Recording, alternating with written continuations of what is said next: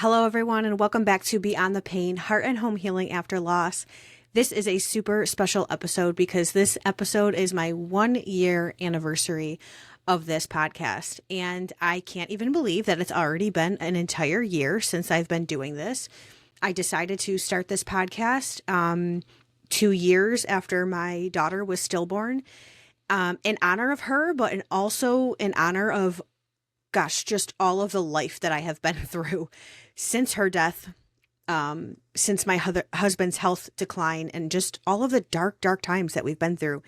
And I have just done so much healing and so much growing through this time. And I decided I cannot keep quiet about a lot of these things. I have too much to offer people, too many good lessons to share with people. And truly, truly, the bottom of my heart, my biggest passion in life is just helping people and learning something really well that I know to be true, and then turning around and giving away that information to other people in hopes that it will help them too. And so in honor of my 1 year anniversary of this podcast, I want to talk about a couple things today. One, I just want to kind of update you and tell you what this life looks like 3 years post my daughter's death. The day that this comes out, I will be days away from the anniversary, I guess, if you want to call it, from finding out that she had passed and from the day that she was born.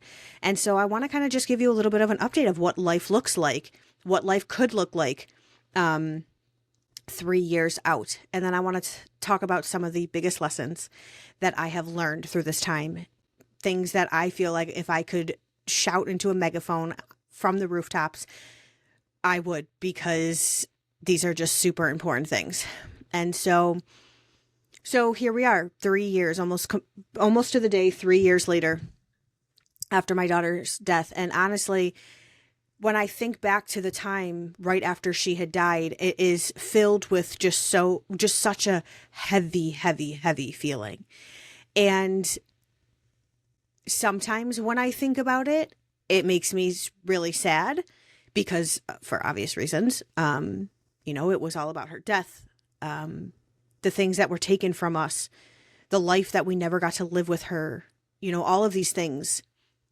But then on the flip side, when I think about that time, I sometimes smile because it was all about her, and we waited in anticipation for so long to conceive her and have her and know her and all of these things.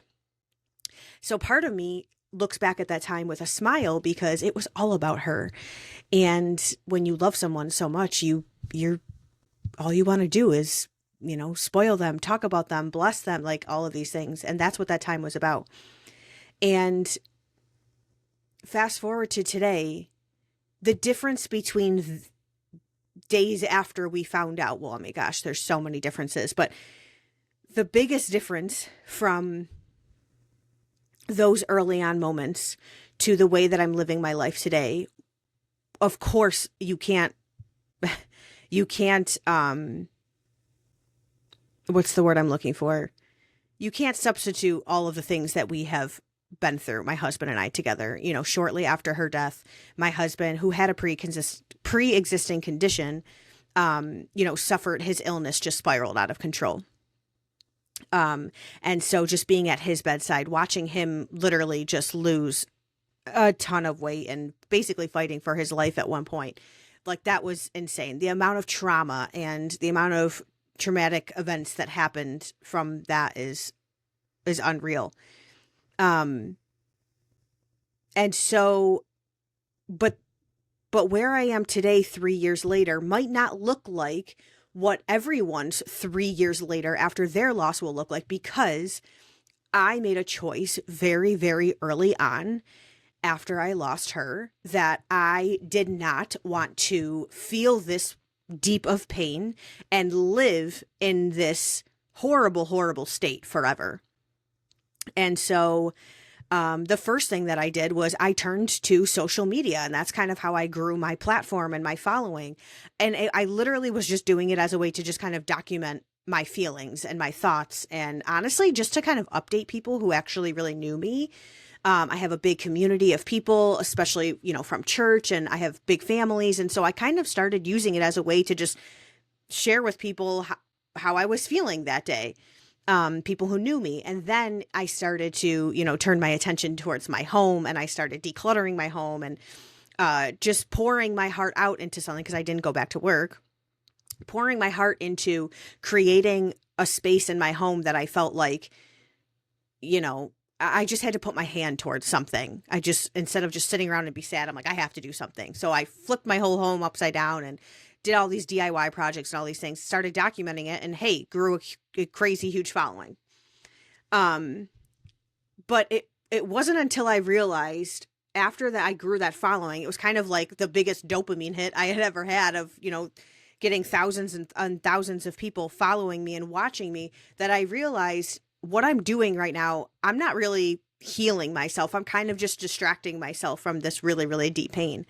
And it wasn't until I started seeing a grief counselor that I started doing some really, really hard, deep inner work.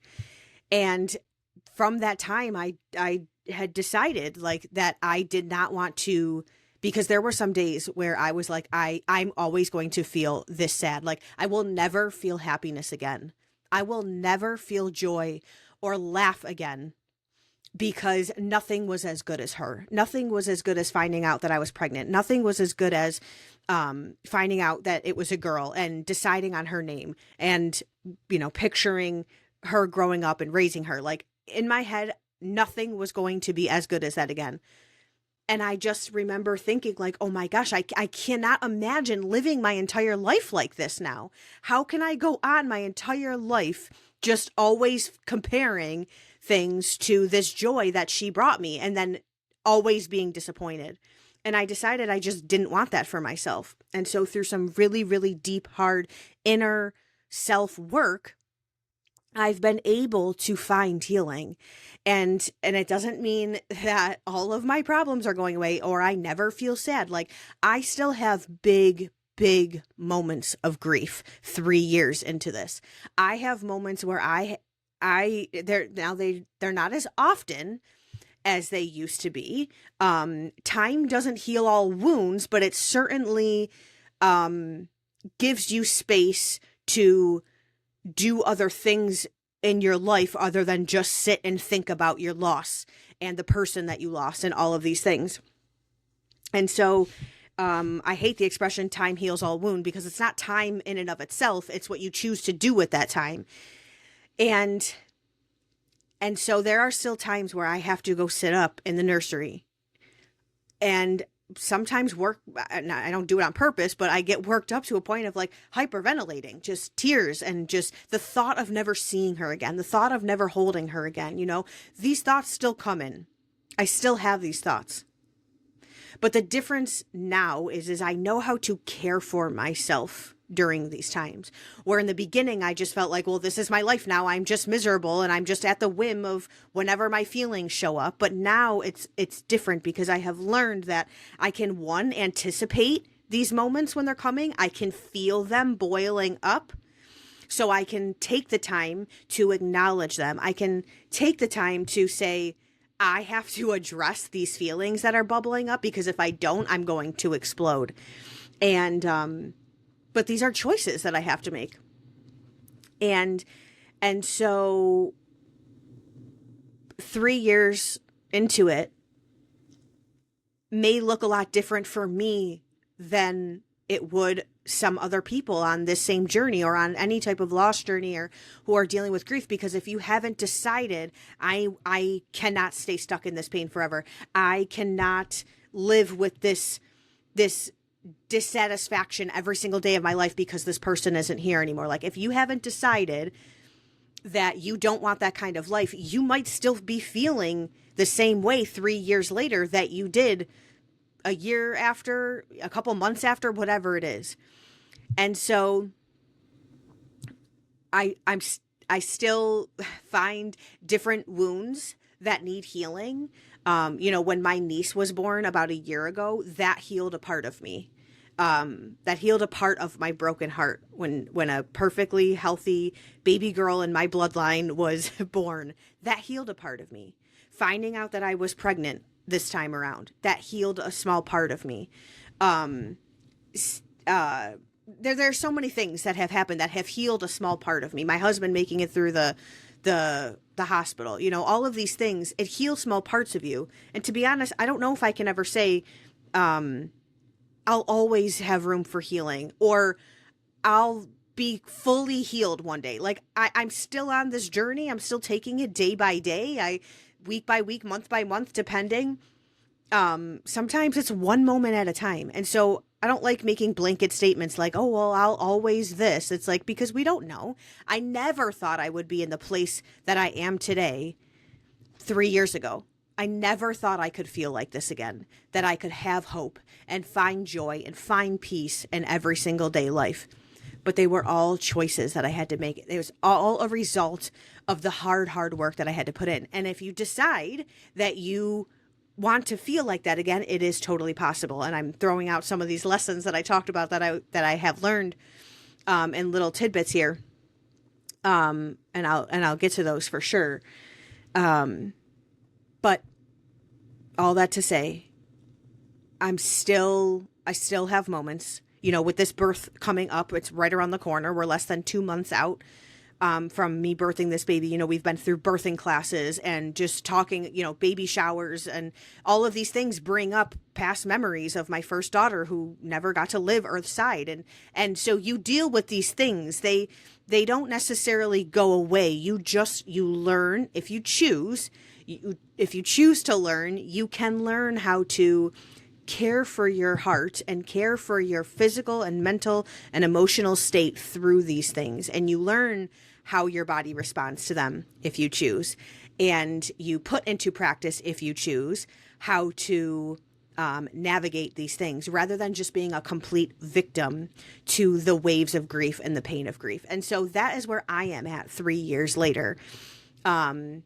I have learned that everything that we do is a choice. And that's the first lesson I want to share with you. Everything that we do in this life is a choice. We are not victims to anything that we put on our schedule. Our job, our hobbies, the kids we have, our church commitments, our activities, the kids' activities. We are not victims to any of this. We have complete control over our schedules and our time, and everything we do in this life is a choice. And so it's never fair. That doesn't mean everything that happens to us is a choice, but of course the way that we respond to what happens to us is a choice. So everything that we do that is in our control is a choice. And so, I've scrapped this victim mentality a long time ago when my daughter did die and literally life stopped. Life stopped. It came to a halt. No church, no school, no activities, no cleaning, literally everything stopped. And that's when I kind of reflected and was like, oh my gosh, wow, I have way more control and more of a choice over my time and my schedule and all of these things than I ever even realized. And so that was a huge lesson. Another lesson that I learned, and these are in no particular order. These are just kind of things that I've been thinking about over time, and I talk about them often, but I'm kind of just consolidating it into one episode here, is that focusing on our physical health, which I would say a lot of people try to do, but there's so much noise in the health and fitness industry, so it can be very complicated. But in some way, shape, or form, a majority of people, especially nowadays, are focusing on their health in some way.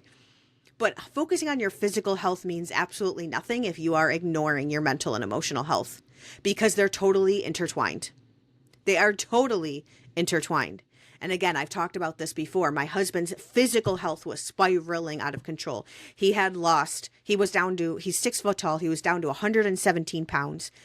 And we hired this holistic health coach, and they were for thousands and thousands of dollars. We paid thousands of dollars to get this person to tell us, what can we do physically here? And it wasn't towards after he had to have major surgery and remove part of his colon and all of these things. It wasn't until afterwards that we had this talk with this coach, and he was like, listen, and I'm totally paraphrasing here, but basically he was like, listen, if you don't get your emotional and mental state under control, like all of these physical things you're doing like might not help you.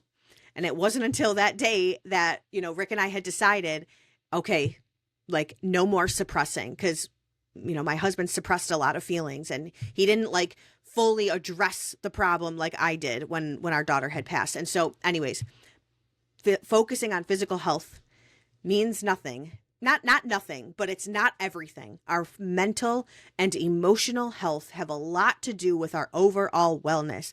And might I say, even more important than our diet and exercise, because from our brains and our hearts, our body acts.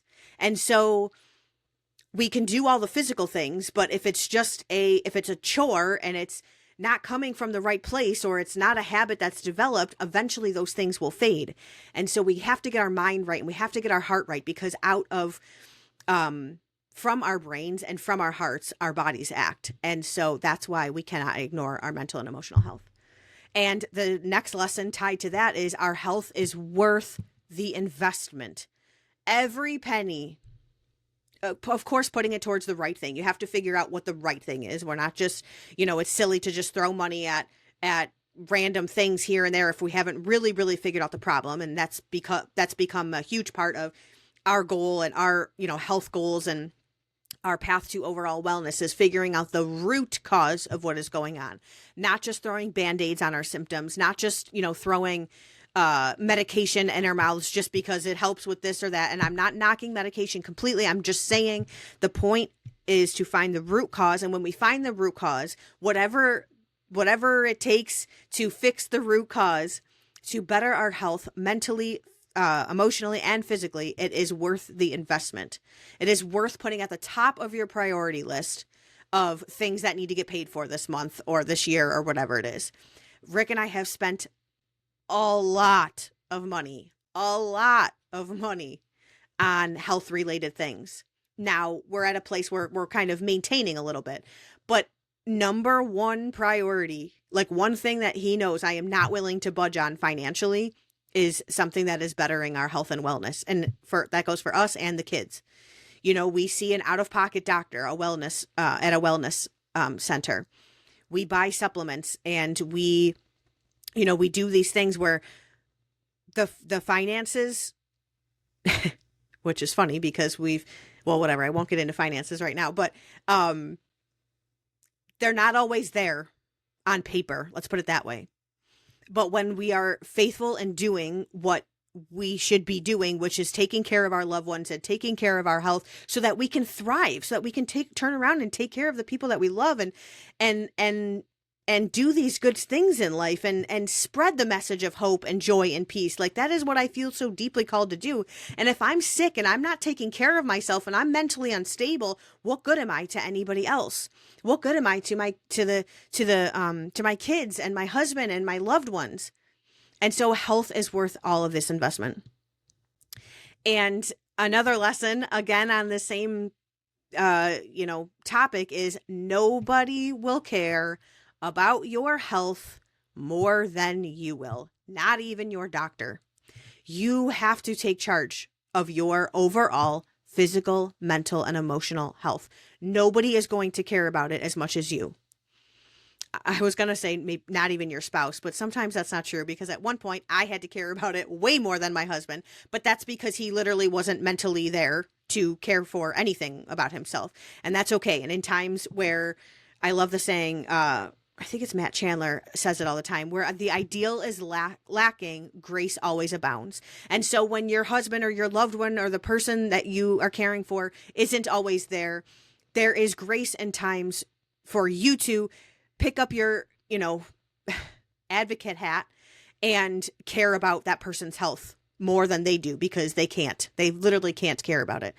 But generally speaking, nobody is going to care about this more than you, not even your doctor. Your doctor's job is to keep you alive, not necessarily, and keep you surviving, not necessarily keeping you thriving. And so if you're looking to thrive in life, it is on you to figure out what specialists you need to see and to I mean, they're there, of course, to help you navigate and answer the questions that you didn't go to school and spend thousands and thousands of dollars on to figure out. But I'm not saying they're useless, but I am saying that you are a patient of theirs. It's not their life.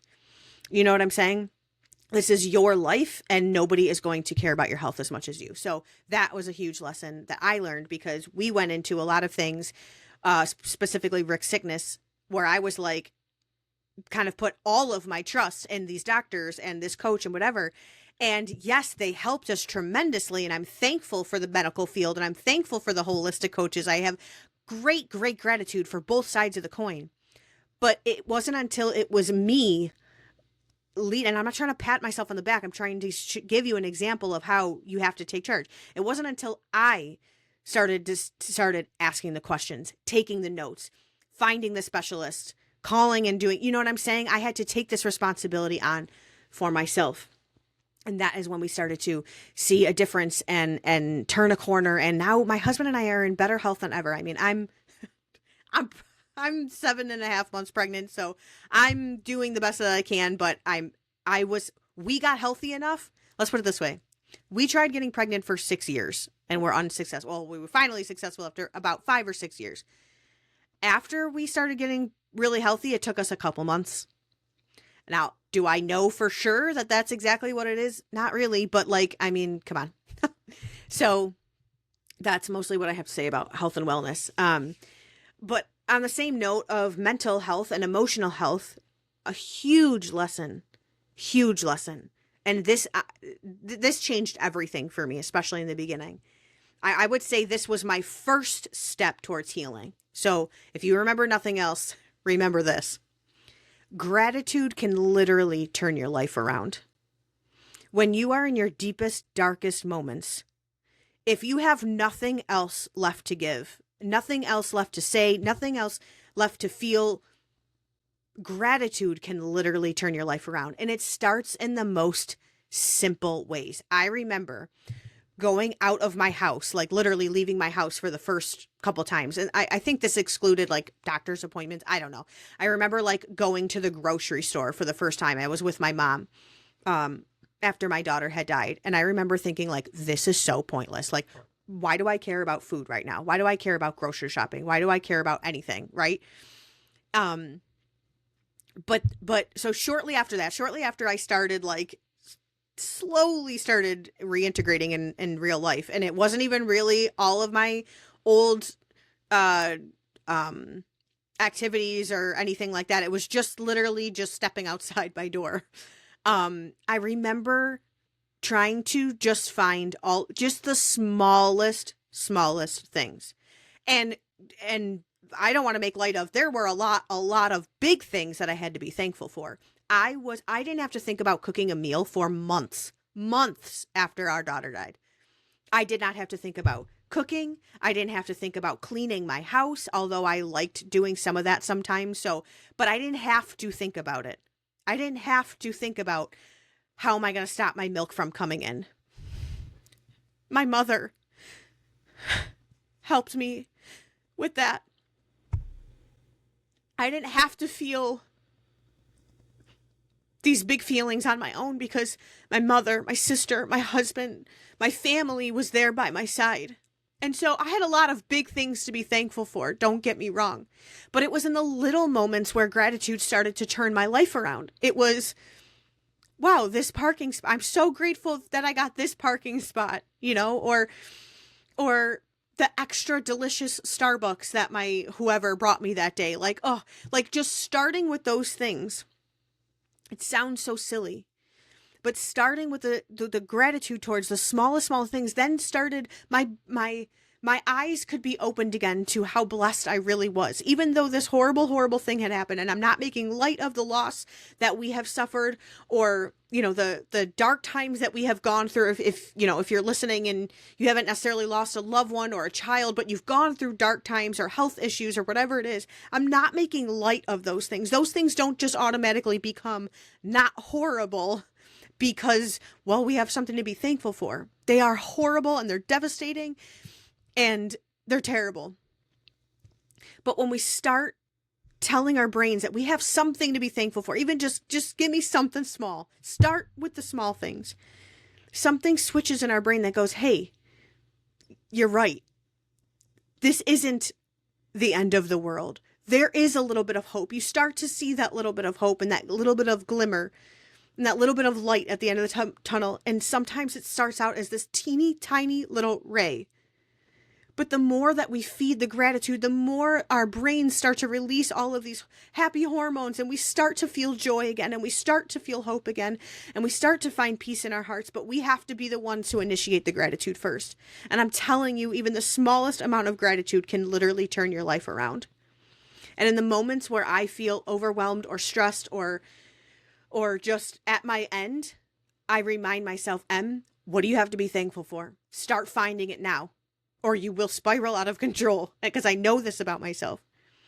And starting with the little things, the little parts of life that we have to be thankful for. And I literally can watch my life, my mindset, everything just turn right around. And so don't make light of that. I talked about it in my last episode, actually, where, gratitude, we talk about it as this like, oh, just be thankful. It's like, it's not about having like a good heart. It's not just about like being a happy person and living in like delusion. It's like, no, it's actually like changing things in our brains. So don't overlook it. Don't overlook it. It might not work right away, but keep up with it, because it will turn your life around. Another thing that can turn your life around, and I won't spend too much time talking about this, but I do want to touch on it because it is huge. The state of our home has a huge impact on our mental health. And again, I don't want to like talk about this to an extent. I talk about this a lot on my platform and certain episodes here and there, but the environment that we are living in and day out, even if you just think about that logically for a second, like how could it not have a huge impact on our mental health? It's the thing that we see, feel, sleep in, live in, eat in. Everything that we do is in our home. And if we don't set ourselves up in an environment where our minds can think clearly and our eyes can see clearly, how can we ever take care of ourselves or find healing or find joy when we're living in chaos? Do you know what I'm saying? It's like telling an alcoholic, like, go to that alcohol store and don't touch the alcohol. It's like, how can you, and I should preface by saying, someone who wants to heal from being an alcoholic, who doesn't want to be an alcoholic anymore, go to that alcohol store and don't buy anything. It's like, hello, that's totally setting them up for failure. But if you put them in another kind of store where there's no alcohol, like, it's probably going to be a lot easier for them to not drink. They have to go out of their way to go find it. And so it's a silly example, but my point is when we are living in chaos, when we are surrounded in our physical setting is chaos, how could our brains not feel chaotic? How could we tell somebody, hey, you need to get your life together physically, or you need to get your life together mentally, when their physical world is complete chaos? And so things like decluttering our home, getting rid of the excess, I say this all the time, clear space, clear mind. This is our environment of healing. We heal within our homes first. And if our homes are chaotic and disastrous and are not peaceful, how could we ever be internally, right? So that's what I'll leave that there. I could talk about that for literally hours, but I'll leave it there for now. And on the same, I guess, topic of our environment, a huge lesson that I have learned, because I go through these periods where sometimes I'll be sitting there and I'll be thinking about like how far I've come, and I'll get hit with this like doubt. And I know it's just doubt, but it's almost like, do you really think you've healed as much as you have? Or are you just like in denial? Or are you just like in la la land? Are you just ignoring it, kind of things?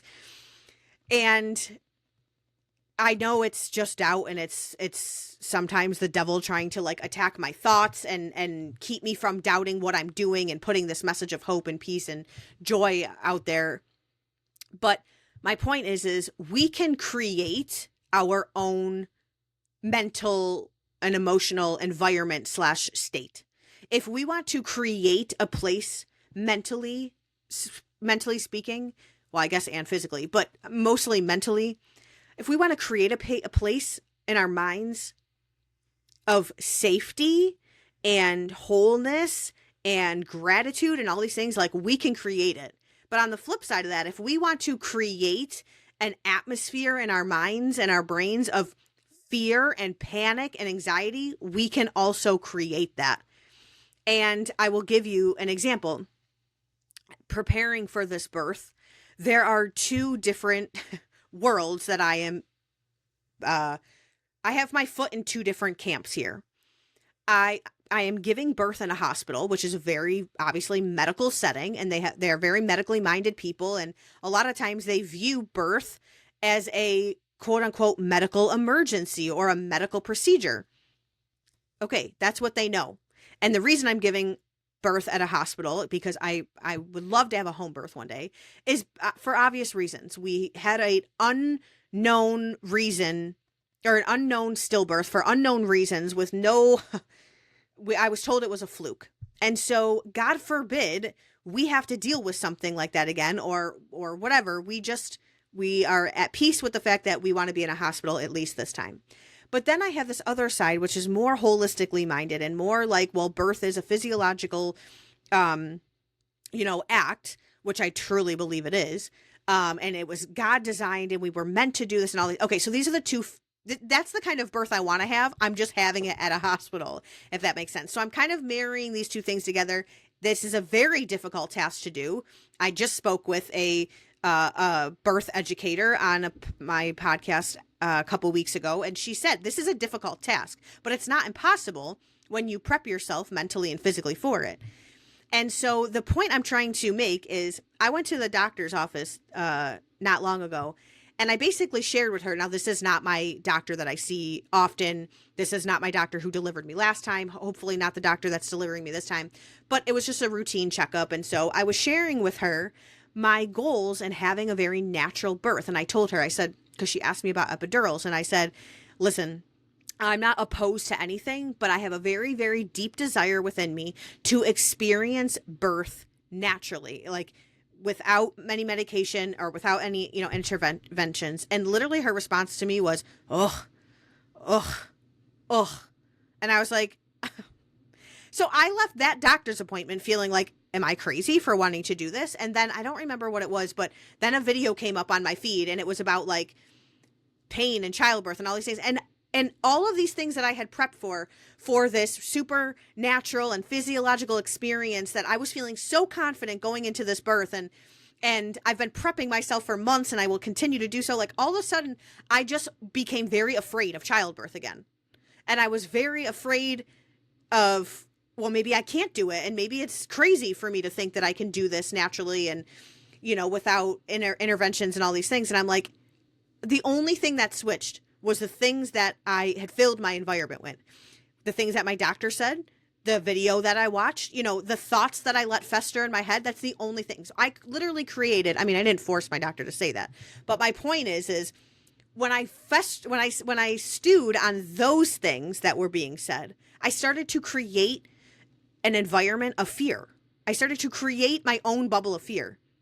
And then I was like, I can't waste all of this progress. I've been mentally preparing for this, this redemptive birth that I keep calling it, that I want it to be supernatural. And again, I'm very open-minded. Like I understand there are emergencies that come up. There are situations that come up that are completely out of my control. I'm very aware of this. I know birth almost never goes perfectly to plan. But my point is I want to have a natural experience, because if it weren't for the worst of the worst happening last time that my daughter had died, I would have had a great experience, and I want to experience that. So what I told myself was, no, I am not going to let myself go down that road. So I started listening to more, videos and podcasts and opinions of, and stories, not just opinions, but facts, stories of women who have had successful, holistic, naturally minded births. And I immediately felt like, I can do this again. And all that, the only difference was nothing changed about my body, nothing changed about my health, nothing changed about anything other than what I was filling my head with. And my point is we can create these environments for ourselves. If we want to feel safe and secure and confident, we can create it. If we want to feel fearful and scared and anxious and panicked, we can create it. It's all about what we, fill our heads with.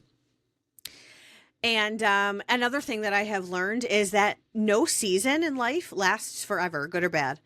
And that's kind of like a womp womp.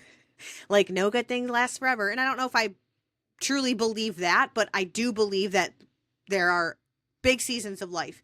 And instead of focusing on, well, no good season lasts forever, focus on the other thing that I said, which is no bad season lasts forever. All seasons come to an end at some point. And that's just simply because life happens. Let's say you're in the newlywed phase. You just got married. And you're loving life, and you're all about your spouse, and your sex life is booming, and all of these things. It's like, this is great. And even if you don't add complicated jobs or kids or whatever into your life, which will certainly change the newlywed phase, just life gets stagnant. If you just keep doing the same thing over and over again, like, that's why they call it the newlywed phase. It's a phase. It's a season of life, and they're great. And I'm not saying that, don't enjoy it too much because it's all going to be over. I'm actually saying the opposite. We got to go hard on whatever these seasons are.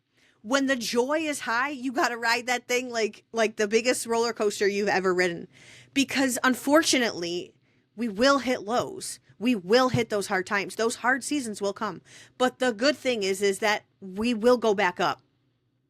Now, these are based on choices that we make. This is based on how we set up our lives and how we set up ourselves and our support system and all these things. But most of the time, I have found a lot of joy and comfort from knowing that even in the darkest of seasons, they will not last forever. And I have found comfort in that. And so I hope that's something that you can find comfort in too. Another one, this is kind of silly, but for me, this has been huge, that I am trying really hard to not let the fear of other people's judgment keep me from being myself and keep me from doing the things that I know that I want to do. I started out, I would have called myself a content creator. Now I wouldn't really call myself a content creator because I don't necessarily go out of my way to create content. Sometimes I do a little bit here and there, but I found that very exhausting, and I was trying to be someone that I wasn't because I was so concerned with what other people were going to think about what I was putting out there. And it wasn't until that switch that I was like, wait a minute, I'm not here for them. I'm here to share my story. I want to help people. My goal, my deep rooted goal is to help people. And I hope that with my story and sharing my journey and all of these things, that people will find hope and strength and all of these things. But my point is when I started doing it for other people, and I started to, should I post that? I don't know. That's silly. What are people going to think? That is when I always catch myself not being myself. And that's when my message gets lost. And I have gone through lots and lots and lots of cycles of this. I was just talking to somebody about this last night, actually, how I go through this, this cycle. But I don't go through it nearly as much anymore because I have decided that the judgment of other people I'm not going to let that stop me from doing what I know that I am supposed to be doing, the message that I am supposed to be sharing.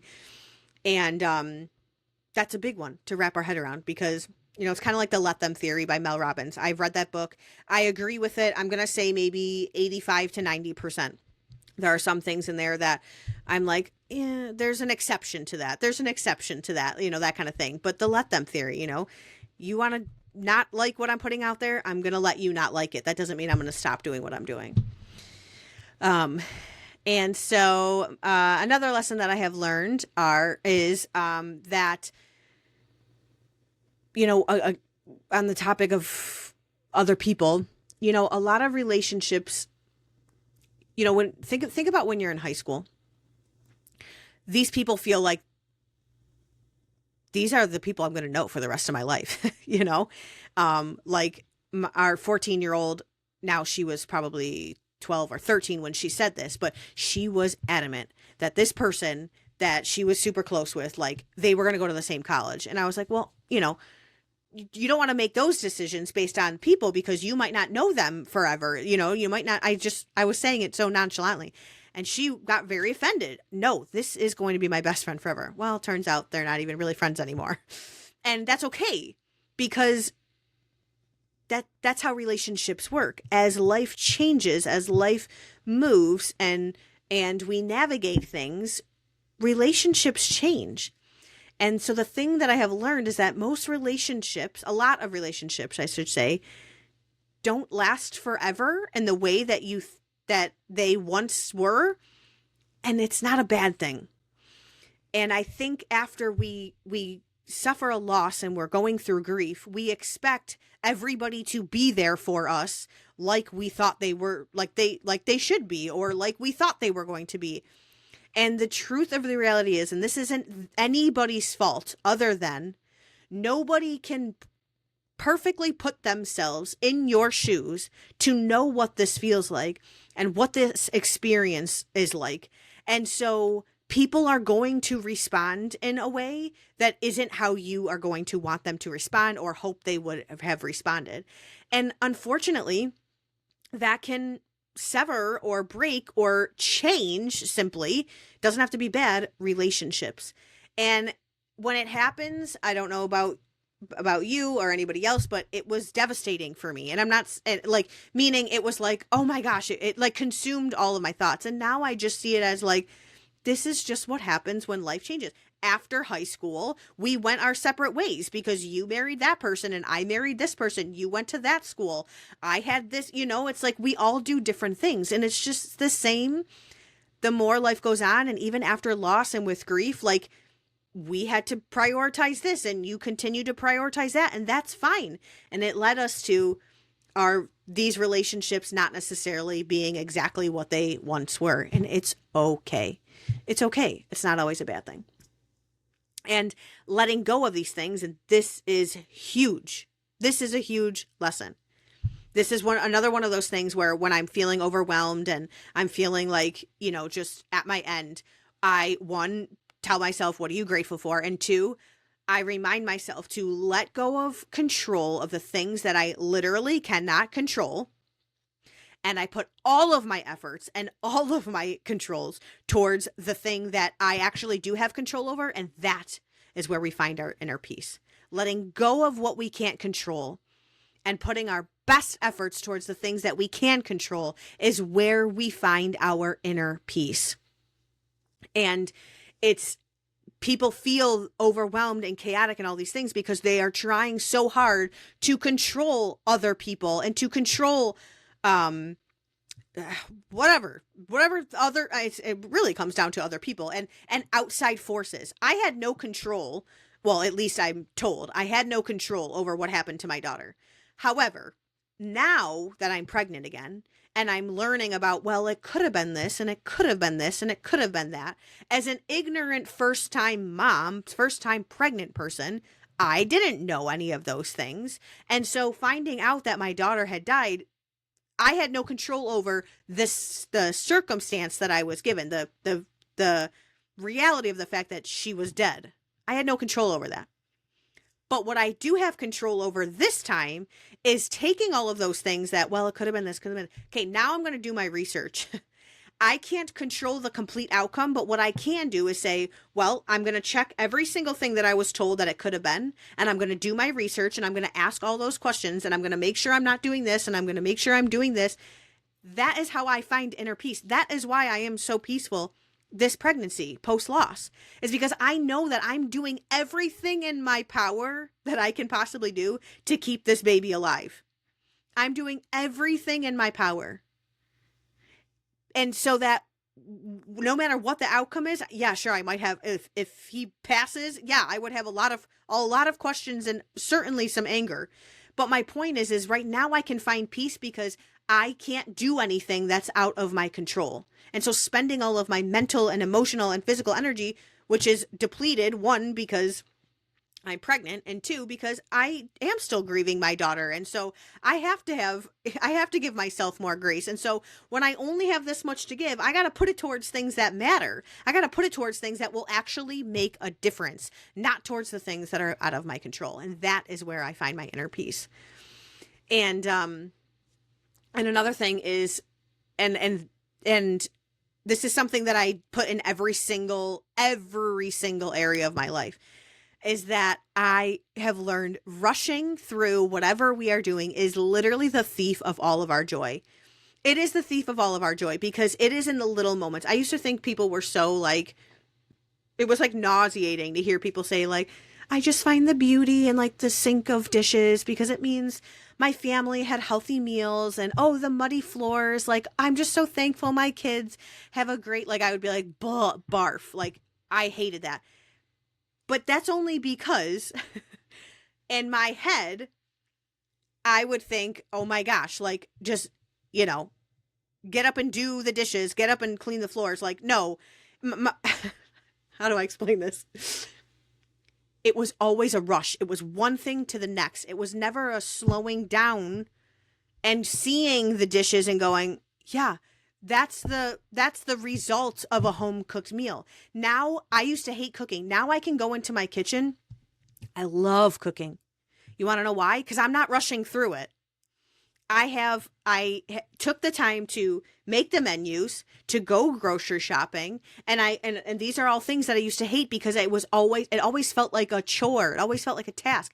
Now it's one of the most important parts of my day, of my week, is making the grocery list, meal prepping. And I think this is why women specifically find homemaking tasks so frustrating, is because you're viewing them as chores. You're viewing them as tasks. You're not viewing them as important work. You're not viewing them as something that should be a priority in your life, and it should be. They are the things that you have to rush through, and that is why you can't find any joy in them, is because you haven't learned how to slow down and appreciate the gift that they are. And I get it. I always thought these things were so nauseating. Like, I thought that they were the stupidest things ever. But now, the reason I have joy and I can find joy in these little things is because I've learned to slow way the heck down. And now these things don't feel so difficult anymore. 2 more things I just want to touch on. One, this goes along the lines of, just being grateful. There is always someone who has it way worse than you. Always. And we talk about the word comparison as like it's this like terrible thing. And most of the time we use it in a negative way. We compare, well, my house isn't as good as theirs, or, I don't have as many kids as them, or we don't make as much money, like whatever it is. We use comparison mostly in a negative way. But when we use comparison towards people who are worse off than us, like, that's where we start to find this gratitude. And there is always someone who has it way worse. And I have met people, and I have come across people. I even have close friends, like, who are going through things that make me go, oh, I'm just so grateful. I'm so grateful. I'm not grateful that I lost my daughter. I'm not grateful that I won't ever spend a birthday, a holiday, or anything, another day of my life without her. I'm not grateful for that, but I am grateful that I'm not going through that. Do you know what I'm saying? I've become friends with a grief coach on Instagram. I also had her on my podcast, who lost her husband. My biggest fear when my husband was in the hospital was that I was going to lose him after losing my daughter. She did. She lost her husband. And I am so, and I wouldn't say this to her face, saying like, meaning when people like, when you tell people like, oh, I lost a baby, and their response is like, oh, it makes me so grateful for my babies. Don't say that. Don't say that to people. That's not helpful. That is not helpful to a griever. So I would never go to my friend and say, oh, I'm so thankful my husband didn't die. That's not the point of what I'm saying. The point of what I'm saying is there is always someone who has it worse off than you. And that is how we can start to find things to be grateful for, the big things to be grateful for. And it breaks my heart because I've just come across so many people so many accounts of people battling for cancer and living with these chronic diseases, and people who have lost a child and their spouse and this person and that person, and it's never ending. It's never ending. There's always someone who has it way worse. And we got to be there for these people, you know. We have to reach out and extend and do good deeds and help these people. Anyways, and my last and final lesson, and this is what I want to leave you with, because this is my whole message. And I'm so thankful for the support that I have had these past 3 years to help me realize this, for my grief coach that helped me realize this, and all of these things, that healing is completely and totally possible.